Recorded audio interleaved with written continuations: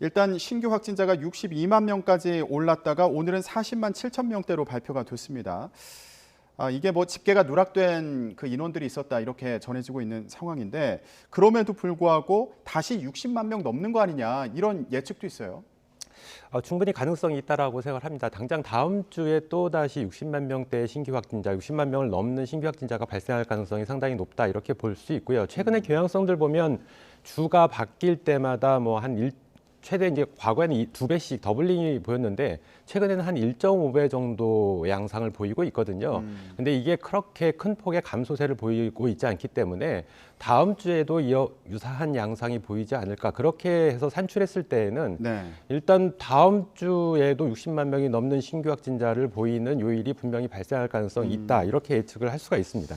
네, 지금 방역 당국에서도 정점을 다시 예측하겠다는 그런 상황인 거잖아요. 네네. 근데 일부에서는 이러다가 정점이 안 보일 수도 있겠다. 뭐 이런 얘기를 하는 경우들도 있더라고요.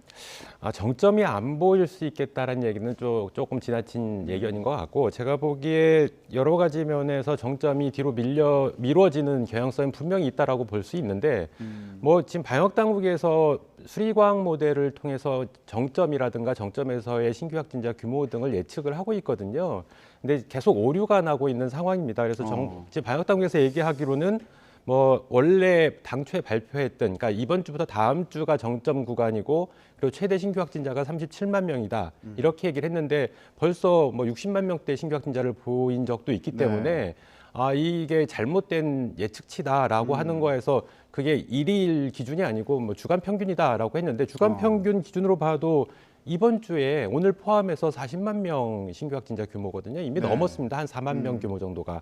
그러니까 이렇게 예측치가 자꾸 빗나가는 대표적인 이유가 뭐냐면, 그러니까 수리과학 모델로 예측을 할 때는 입력값을 넣는데 그게 과거에 있었던 일을 기반으로 해서 미래를 예측하는 거거든요.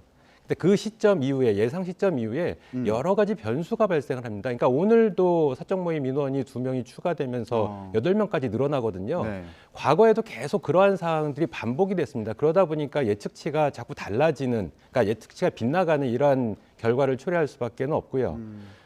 또 문제점이 뭐냐면 정부에서는, 그러니까 방역 당국에서는 이 예측치를 가지고 대응책을 마련하거든요. 이게 잘못됐습니다. 그러니까 실제로 하나의 예측치는 항상 잘못될 수가 있는데 그것만을 가지고 대응책을 마련하다 보니까 현실과 맞지 않는 상황이 발생할 수가 있다라고 볼 수가 있고, 따라서 다양한 시나리오를 작성을 해서 그거에 맞는 대응책을 여러 가지를 광구를 해놔야 되는데 그렇지 못하는 점이 계속 반복되어 오고 있다, 이렇게 볼 수가 있습니다. 그러니까 이번에 8명까지 또 사적 모임 인원이 늘어난 부분이 향후에 또 변수로 작용하면서 우리가 기대하는 정점에 도달하는 시기가 계속 뒤로 밀리고 있는 상황이다, 이렇게 볼 수가 있습니다. 네.